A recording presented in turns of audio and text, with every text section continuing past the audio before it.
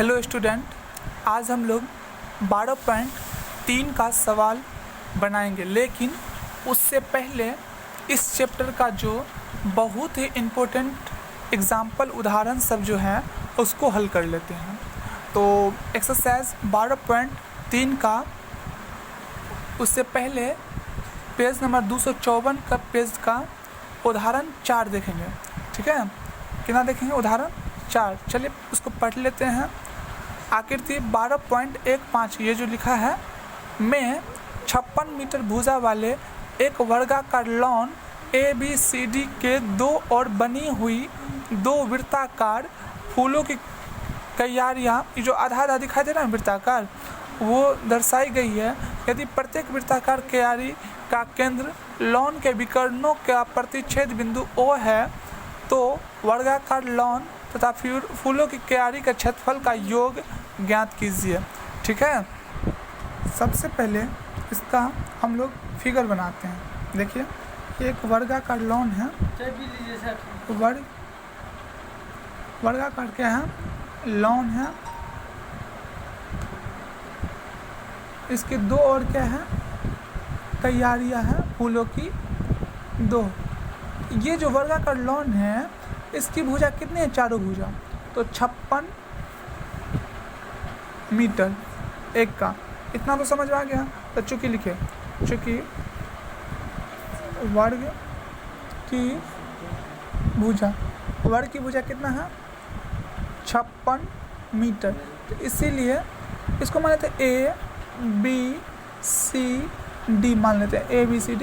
तो वर्ग ABCD का क्षेत्रफल अब पता चल जाएगा। भुजा स्क्वायर होता है ना, भुजा गुने भुजा, भुजा गुने भुजा, ठीक है ना, यानी 56 गुने 56। तो इसको गुना कर लीजिए, कितना आएगा? 3136 मीटर स्क्वायर। इतना तो समझ में आ गया होगा। अब क्या करिए, वर्ग का विकर्ण ये हुआ BD, ये दिखाई दे रहा है BD, और एक होगा AC, एक क्या हो जाएगा? AC।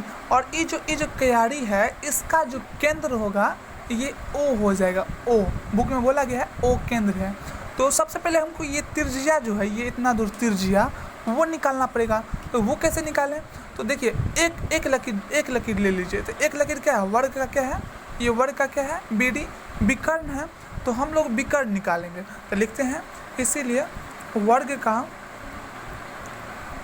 विकर्ण, वर्ग का विकर्ण क्या होता है? √2 गुने भुजा। क्या हो जाएगा? √2 गुने ये 56 ना, भुजा कितना है उसको में? देखिए 56 है, तो वही लिखेंगे 56, ठीक है ना। तो कितना हो गया? 56 √2 मीटर। इतना तो समझ में आ गया।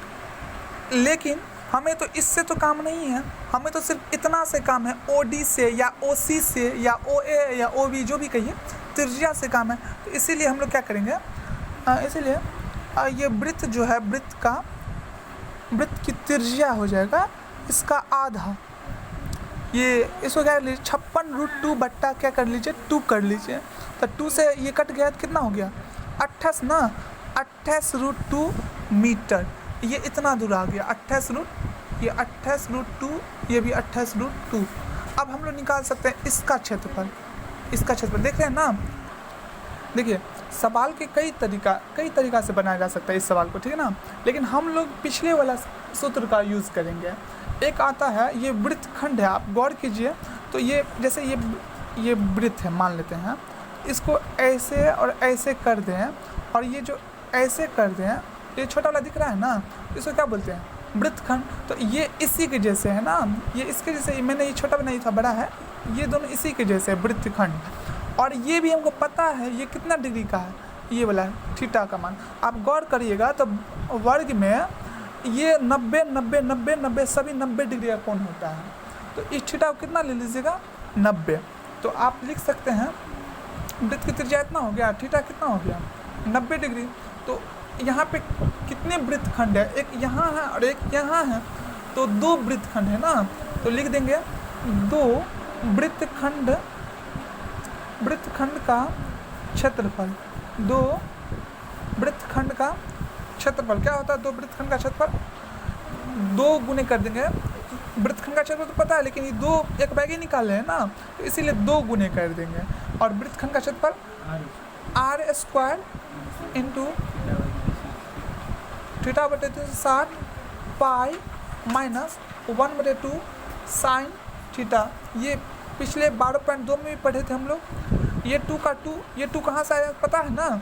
ये 2 इस दोनों की वजह से आया, दो है इसीलिए, दो गो है ना, दो क्यारी है इसीलिए। यहाँ पर भी मैंने लिख दिया दो वृत्तखंड, ब्रैकेट में आप लिख सकते हैं क्यारी, क्यारिया, है ना, क्यारिया का क्षेत्रफल लिख सकते हैं। और गुने आर का ये जो त्रिज्या निकला है यही मेरा आर हो गया 28√2, 28√2 गुने 28√2, दो बार है ना आर स्क्वायर, इसलिए मैंने एक बार और दो बार लिख दिया। ठीक है, थीटा का मान कितना लेंगे? 90/360 गुने पाई का मान कितना लीजिएगा? 22/7 घटे 1/2 साइन थीटा का मान साइन 90 ना, वो हो गया इतना। इतना तो उम्मीद करते समझ में आ रहा होगा। फिर चलिए देखिए नीचे में ये 2 गुने 28, और देखिए √2 को √2 से गुना करेगा तो ये फिर 2 हो जाएगा, तो 28 ये वाला और ये वाला लिख दीजिए, और फिर गुने सीधा 2 लिख दीजिए।